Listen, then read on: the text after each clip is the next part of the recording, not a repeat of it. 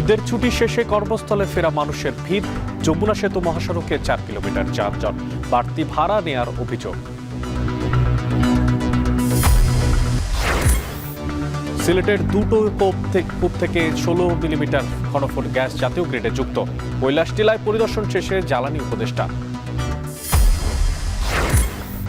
চট্টগ্রামে করোনার ঝুঁকি কমানোর প্রস্তুতি, আতঙ্ক ছড়ানোর দাবি বিশেষজ্ঞদের, হালকাভাবে নেয়ার সুযোগ নেই বলছেন চিকিৎসকরা।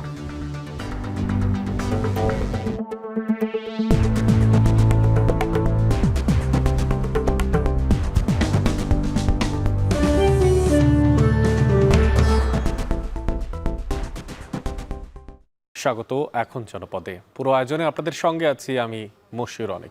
সাতক্ষীরার বাস স্ট্যান্ডে বেড়েছে কর্মস্থলে ফেরা মানুষের ভিড়। সারা দেশে যাতায়াতের জন্য একমাত্র সড়কপথ ভরসা হওয়ায় চরম ভোগান্তিতে পড়েছেন যাত্রীরা। সেই সাথে নেই পর্যাপ্ত সিট, বাড়তি ভাড়া নিয়েও রয়েছে টিকিট না পাওয়ার অভিযোগ। এই বিষয়ে বিস্তারিত জানাতে সাতক্ষীরা থেকে যুক্ত হচ্ছেন আসাদ রাজীব। রাজীব, আপনার মাধ্যমে জানতে চাই, অতিরিক্ত ভাড়া দিয়েও সিট পাওয়া যাচ্ছে না, এই নিয়ে কি বলছেন যাত্রীরা, আর সেখানকার যাত্রীদের ভোগান্তির সবশেষ চিত্র আপনার মাধ্যমে জানতে চাই। অনেক সাতক্ষীরা বাস স্ট্যান্ডে এখন প্রচুর পরিমাণে মানুষ কিন্তু অপেক্ষমান রয়েছে শুধুমাত্র একটি বাসের টিকিটের জন্য। কিন্তু এখানে আসলে পর্যাপ্ত পরিমাণে বাস না থাকার কারণে মূলত তারা টিকিট না পেয়ে কিন্তু বসে আছেন, অপেক্ষা করছেন দীর্ঘ সময় ধরে, অনেকে ফিরে যাচ্ছেন। মূলত আগামীকাল সরকারি ছুটি শেষ হচ্ছে, যে কারণে যারা চাকরিজীবী রয়েছেন তারা ঢাকায় ফিরতে তারা কিন্তু অনেকটা সময় তারা চাচ্ছেন যে দ্রুত সময়ে তারা ঢাকায় ফিরতে, কারণ অফিস শুরু হবে এবং তারা সেই তাদের যে কর্মজীবী রয়েছেন তারা কাজে ফিরতে চাচ্ছেন। তো যেহেতু এখানে সীমিত পরিমাণ বাস চলাচল করে, প্রতিদিন প্রায় 100 থেকে 150টি বাস কিন্তু নিয়মিত ঢাকায় চলাচল করে, কিন্তু সেই যে বাসগুলো রয়েছে তাতে কিন্তু যাত্রী সংকলন হচ্ছে না। আসলে যে পরিমাণ যাত্রী রয়েছে সেই তুলনায় বাস সংখ্যা কম, যে কারণে মূলত সিট সংখ্যা এখানে কম। অতিরিক্ত ভাড়া দিয়েও কিন্তু এখানে সিট পাওয়া যাচ্ছে না, যেহেতু এখানে অন্য কোনো বিকল্প পথ নেই, ট্রেন বা নৌপথে যাতায়াতের কোনো সুযোগ নেই, যে কারণেই সাতক্ষীরা থেকে একমাত্র ব্যবস্থা হচ্ছে সড়ক পথ, যে কারণে অনেকে বাধ্য হয়ে অতিরিক্ত ভাড়া দিয়ে তারা কিন্তু প্রাইভেট কার, মাইক্রো ইত্যাদি ভাড়া করে কিন্তু তারা ঢাকায় রওনা হচ্ছেন বলে আমরা দেখেছি। তবে এখানকার যে বাস সার্ভিসগুলো, তারা বলছে যে বাসের যে টিকিট এগুলো অগ্রিম বিক্রি হয়েছে, সেই সার্ভিসগুলো তারা এখন মূলত দিচ্ছেন। যারা অগ্রিম টিকিট কেটে রেখেছিলেন সেই সার্ভিসগুলো তারা এখন দেওয়ার চেষ্টা করছেন। যদিও এখানে বাড়তি ভাড়া নেওয়ার কিছুটা অভিযোগ রয়েছে। এখানে বিআরটিএ কর্তৃক 750 টাকা, চেয়ার কোচ এবং এসি গাড়িতে 950 টাকা নির্ধারণ করা রয়েছে। যদিও এখানে 1 থেকে 150 টাকা বেশি নেওয়া হচ্ছে এমন অভিযোগও করেছেন কোনো যাত্রীরা। তবে এখানকার কাউন্টার ম্যানেজার এবং যারা বাস চালক রয়েছেন তারা বলছেন তারা একটি গাড়ি ঢাকায় যে আবারও ফিরে আসছে, ফলে তাদের যে অতিরিক্ত ট্রিপ খাটতে হচ্ছে সে কারণে তাদের কিছুটা ভাড়া বেশি তারা নিচ্ছেন। সেক্ষেত্রে বিআরটিএ যে নির্ধারিত ভাড়া রয়েছে সেই ভাড়ায় তারা নিচ্ছেন বলে আমাদেরকে জানিয়েছেন। তো যাত্রী ভোগান্তি কিন্তু এখানে কমছে না। সব মিলেই ছিল আমার কাছে সাতক্ষীরা সঙ্গীতা মোড় এলাকা থেকে ঢাকায় ফেরা যাত্রীদের সবশেষ তথ্য। অনেক আহসান রাজীব, জানা ছিল সাতক্ষীরাতে চরম ভোগান্তিতে আছেন কর্মে ফেরা মানুষজন। সিলেটের কৈলাস টিলা 7 ও সিলেট গ্যাস ফিল্ড 10 কূপ থেকে নতুন ওয়ার্ক ওভারের মাধ্যমে 16 মিলিয়ন ঘনফুট গ্যাস জাতীয় গ্রিডে যুক্ত হয়েছে বলে জানিয়েছেন বিদ্যুৎ ও জ্বালানি উপদেষ্টা ফাজুল কবির খান। সকালে সিলেটের কৈলাস টিলা ও সিলেট গ্যাস ফিল্ডের ওয়ার্ক ওভারের কাজ পরিদর্শনকালে এই কথা জানান তিনি। এ সময় তিনি আরও বলেন, যেসব এলাকা থেকে গ্যাস উত্তোলন করা হয় সেসব এলাকার মানুষের জন্য এখন থেকে স্বল্প মূল্যে সিলিন্ডার গ্যাস সরবরাহ করবে সরকার। তবে বাসাবাড়িতে লাইনের গ্যাস সরবরাহ নিরুৎসাহিত করে উপদেষ্টা বলেন, বাসাবাড়িতে নতুন করে গ্যাস সংযোগ কোনোভাবেই সম্ভব নয়।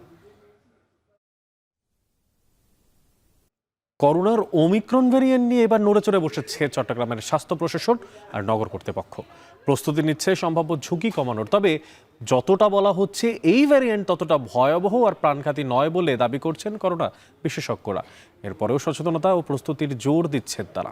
ফয়সাল কবির জানাবেন বিস্তারিত।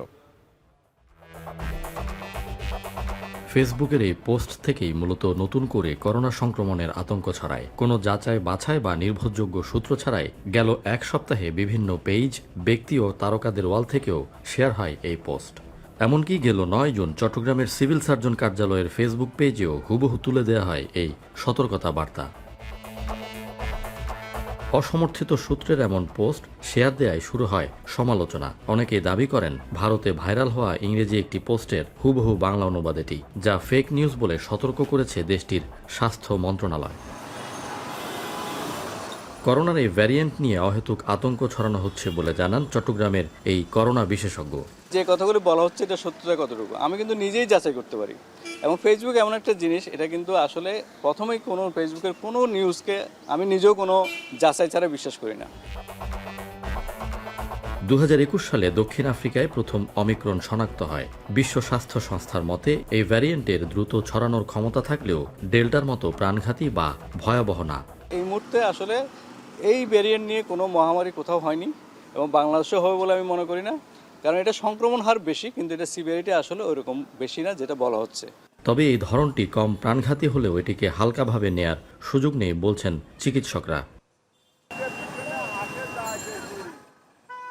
ফাইসাল করিম, এখন চট্টগ্রাম।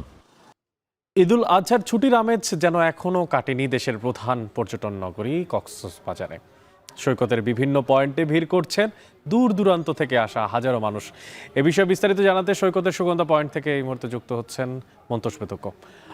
মন্তোষ, আপনার মাধ্যমে জানতে চাই হোটেল মোটেলগুলোর কি পরিমাণ বুকিং রয়েছে এবং পর্যটন কেন্দ্রিক ব্যবসা বাণিজ্য কেমন দেখছেন সেখানে? অনেক এই মুহূর্তে 80 থেকে 90% বেশি কক্ষ হোটেলগুলোতে বুকিং রয়েছে বলে ব্যবসায়ীরা আমাদের জানিয়েছেন। এবং সৈকত জুড়ে যেমন বিপুল পর্যটকের উপস্থিতি আছে, এখানকার যে অন্যান্য পর্যটন স্পটগুলো রয়েছে সবখানেই ব্যাপক মানুষের উপস্থিতি আমরা দেখছি। এবং এই যে পবিত্র ঈদুল আজহার পর থেকেই মূলত কক্সবাজারে পর্যটকদের ঢল নেমেছে, সেটি এখনো অব্যাহত রয়েছে। আমরা দেখছি যে শহর জুড়ে আসলে প্রচুর মানুষের উপস্থিতি যেহেতু রয়েছে, এখানকার যেসব ব্যবসা বাণিজ্য সব ব্যবসা বাণিজ্য কিন্তু বিশেষ করে পর্যটন নির্ভর যেসব ব্যবসা বাণিজ্য সবগুলোই কিন্তু চাঙা রয়েছে এবং ব্যবসায়ীরা এটির কারণে স্বস্তি প্রকাশ করেছেন। আমরা এখানে পর্যটক যারা এসেছেন তাদের সাথে কথা বলেছি, তারা যেটি বলছেন যে দীর্ঘ সময় আসলে যে এবার ছুটি পাওয়া গিয়েছে সেই ছুটিটিকে অনেকে কাজে লাগিয়েছেন এবং কক্সবাজার যে তাদের প্রিয় ভ্রমণ গন্তব্য সেই ভ্রমণ গন্তব্যে এসে তারা কিন্তু অত্যন্ত আনন্দ উচ্ছ্বাসের সাথে সময়টা কাটাতে পারছেন। এবং যার চিত্র আমরা আসলে সৈকতে দেখছি, এখানে সমুদ্রের নোনা জলে যেমন জলকেলিতে মেতেছেন পর্যটকদের বড় একটি অংশ, তাদের পাশাপাশি এখানে সৈকতের বালুকা বেলায় দাঁড়িয়ে অনেকে সমুদ্রের যে সৌন্দর্য উপভোগ সেটি করছেন। অনেকে এখানে জেটিস্কিতে চড়ে কিংবা এখানে যে বিচ বাইকগুলো রয়েছে তারা কিন্তু এখানে বেশ আনন্দমুখর একটি সময় তারা কাটাচ্ছেন। এবং সৈকত জুড়ে যেহেতু বিপুল মানুষের উপস্থিতি রয়েছে, এখানকার যেসব ক্ষুদ্র ব্যবসা বাণিজ্য রয়েছে, সৈকত কেন্দ্রিক যেসব ফটোগ্রাফার রয়েছেন, এখানে যেসব ছাতা চেয়ারের ব্যবসার সাথে যারা জড়িত কিংবা এখানে যেসব হোটেল রেস্তোরাঁ রয়েছে, পরিবহন খাত রয়েছে, সবখানেই কিন্তু একটা চাঙা ভাব রয়েছে। এবং কক্সবাজারের যেসব পর্যটন পণ্য রয়েছে, বিশেষ করে শুটকি থেকে শুরু করে এখানে বার্মিজ আচারের যে সমাহার, সেই পণ্যগুলো কিন্তু পর্যটকরা কিনে নিচ্ছেন এবং তাদের যে পদচারণা সমস্ত জায়গায় বেড়েছে, এইসব জায়গাগুলোতে কিন্তু ব্যবসা বাণিজ্য চাঙা রয়েছে। অনেক এই ছিল আমার কাছে সবশেষ। 8 বছর আগে ঠিক এই দিনে রাঙামাটিতে পাহাড় ধসে 120 জনের প্রাণহানির ঘটনা ঘটে। তবে দীর্ঘ সময় পেরিয়ে গেলেও টনক নড়েনি প্রশাসনের। এখনও লক্ষাধিক মানুষ ঝুঁকিপূর্ণভাবে বসবাস করছেন বিভিন্ন পাহাড়ে।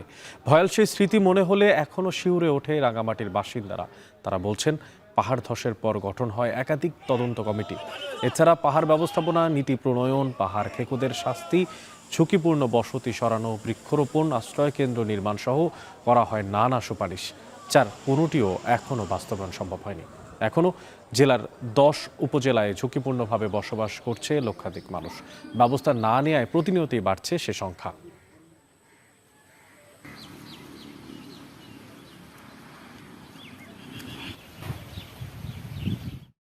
আমার সমাজে 16 জন মানুষ মারা গেছে।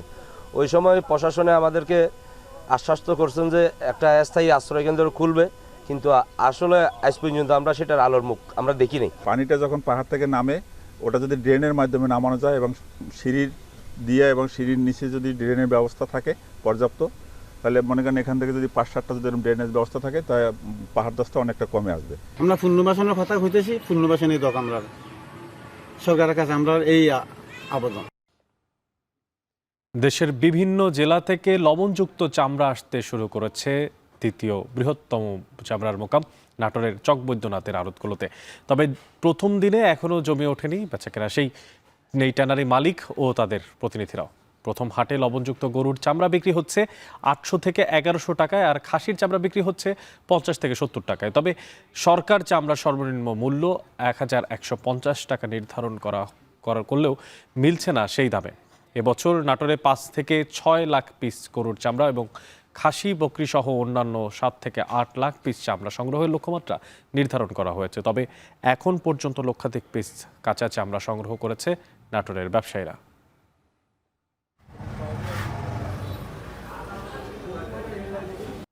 ঢাকা চট্টগ্রাম মহাসড়ক দিয়ে প্রতিদিন যাতায়াত করে হাজারো যানবাহন। দুর্ঘটনার ঝুঁকিও এইখানে তুলনামূলক অন্যান্য জায়গা থেকে বেশি। আর এই পরিস্থিতিতে দুর্ঘটনায় আহতদের জরুরি চিকিৎসা দেওয়ার লক্ষ্যে ফেনীর মহিপাল গড়ে তোলা হয় ট্রমা সেন্টার। তবে 2 দশক পার হয়ে গেলেও এটি পূর্ণাঙ্গভাবে চালু করা সম্ভব হয়নি, ফলে মিলছে না কাঙ্ক্ষিত সেবা। সুলেমান ডালিম জানাচ্ছেন বিস্তারিত।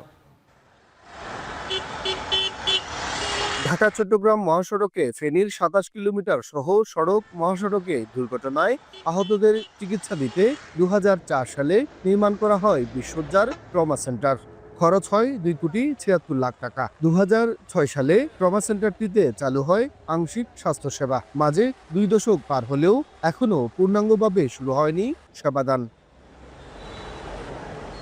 হাসপাতালটিতে আইসিইউ, আধুনিক অপারেশন থিয়েটার, উন্নত প্যাথোলজি যন্ত্রপাতি থাকলেও নেই সেগুলো চালু করার মতো লোকবল। রোগী অনেক টাইমে আসি ডাক্তার পায় না, ডাক্তার আপনার থাকে না।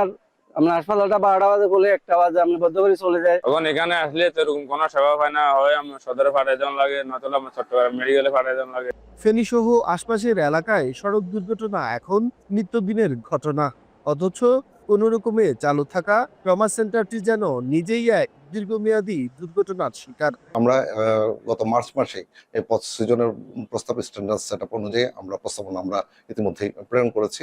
আমরা আশাবাদী যে পথ সৃজন হয়ে গেলেই এখানে আমরা নতুন পদায়ন পাবো। সড়ক দুর্ঘটনায় আহতদের সংখ্যা যেভাবে বাড়ছে, পরিস্থিতি মোকাবেলায় ট্রমা সেন্টারটি দ্রুত পূর্ণাঙ্গ রূপে চালু করার দাবি স্থানীয়দের। সুলাইমান ডালিম, এখন ফেনী। পটুয়াখালীর গলাচিপায় তুচ্ছ ঘটনাকে কেন্দ্র করে বিএনপি ও গণ অধিকার পরিষদের কর্মীদের মধ্যে দফায় দফায় ধাওয়া পাল্টা ধাওয়া ও সংঘর্ষের ঘটনা ঘটে। এতে 2 পক্ষের অন্তত 30 জন আহত হয়েছেন। গলাচিপা চরবিশ্বাস ইউনিয়ন গণ অধিকার পরিষদের সদস্য সচিব জানান, বৃহস্পতিবার বিকেলে বাজার ব্যবসায়ীদের সাথে পূর্ব নির্ধারিত মতবিনিময় সভা অনুষ্ঠিত ছিল। সন্ধ্যায় গণ অধিকার পরিষদের অফিসের সামনে সভাটি শুরু হয়, যার পাশেই ছিল বিএনপির অফিস। সভা শুরু হওয়ার পর বিএনপির নেতাকর্মীরা বিভিন্ন ধরনের কথা বললে শুরু হয় কথা কাটাকাটি, আর এক পর্যায়ে স্বেচ্ছাসেবক দলের সভাপতি সহ অন্যান্যরা তাদের উপরে হামলা চালায়। অন্যদিকে চরবিশ্বাস ইউনিয়ন বিএনপির সভাপতি জানান, বৃহস্পতিবার ইউনিয়ন বিএনপির কর্মী সভা ছিল। ঘটনার সময় কর্মী সভার বক্তৃতা চলছিল। এই সময় গণ অধিকার পরিষদের সদস্যরা হঠাৎ বিএনপির অফিসে ঢুকে হামলা করে চেয়ার টেবিল ভাঙচুর করে।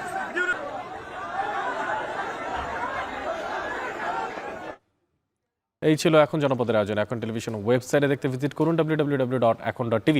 এছাড়া এখন টেলিভিশন ফেসবুকে দেখতে ভিজিট করুন facebook.com/tv.ekon এবং ইউটিউবে এখন টেলিভিশন দেখতে ভিজিট করুন youtube.com/c/ekontv।